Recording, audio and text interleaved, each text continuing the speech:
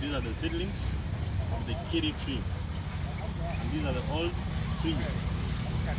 At the moment, these seedlings have reached at a level where we are now going to put them in pots.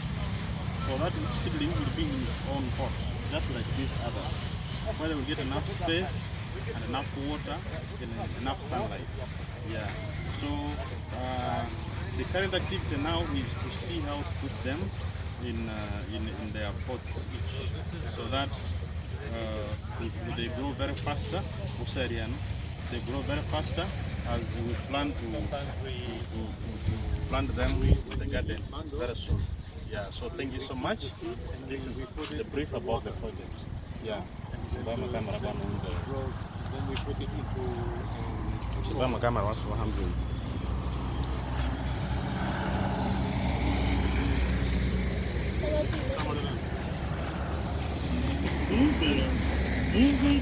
Camera